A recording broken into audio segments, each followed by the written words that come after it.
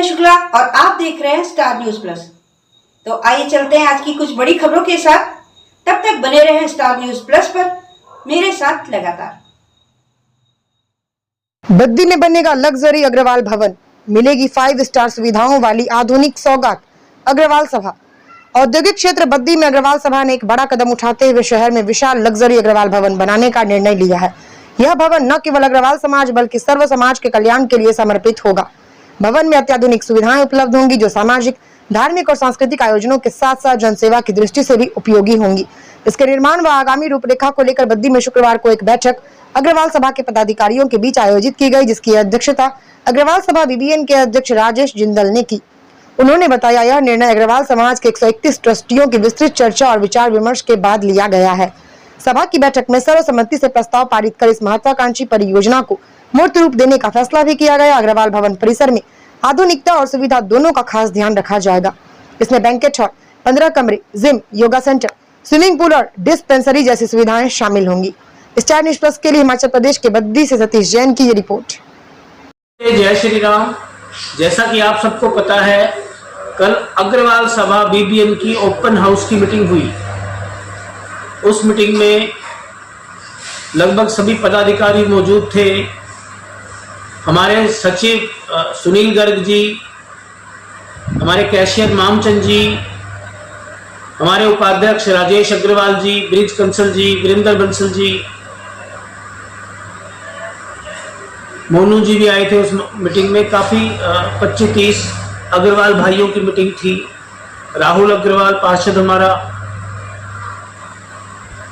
ये सब लोगों ने बैठ के जो फैसला लिया, जिसकी चर्चा काफ़ी समय से चल रही थी कि इतने समय से अग्रवाल समाज जो दान देने में सबसे अग्रणी है, व्यापार करता है, शुद्ध व्यापार करता है, और हम महाराजा अग्रसेन के वंशज हैं और महाराजा अग्रसेन प्रभु श्री राम के वंशज हैं।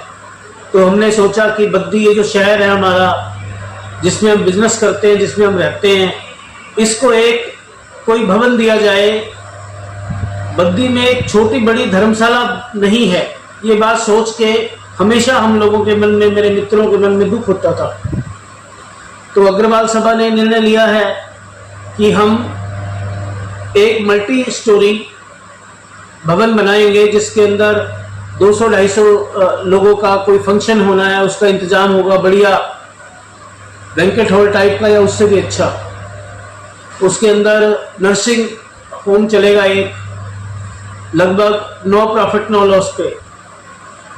उसके अंदर कुछ कमरे होंगे ताकि कोई सभा के लोगों के, परिवारों के और बाकी समाज के फंक्शन होते हैं तो वो फंक्शन वहाँ किए जा सकें। पार्किंग की अच्छी व्यवस्था होगी। उसके अंदर योगा सेंटर, जिम जैसी सुविधाएं भी होंगी, ताकि बद्दी में बच्चों को जो ऐसी सुविधाएं नहीं मिलती वो इस अग्रवाल भवन के माध्यम से पूरी हो सके। ये एक चैरिटेबल ट्रस्ट ओपन करेगी, जिसमें वेलनेस से जुड़े काम ज़्यादा किए जाएंगे, जैसे स्वास्थ्य से जुड़े काम ज़्यादा किए जाएंगे।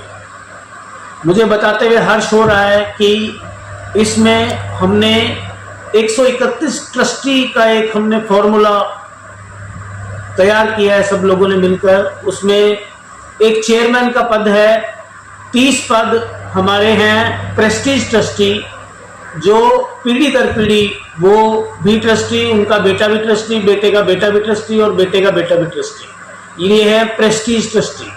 उसके बाद हम 100 बनाएंगे वीआईपी ट्रस्टी।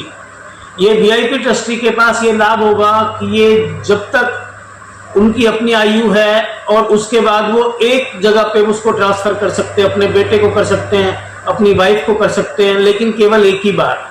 ये वीआईपी ट्रस्टी का अधिकार होगा।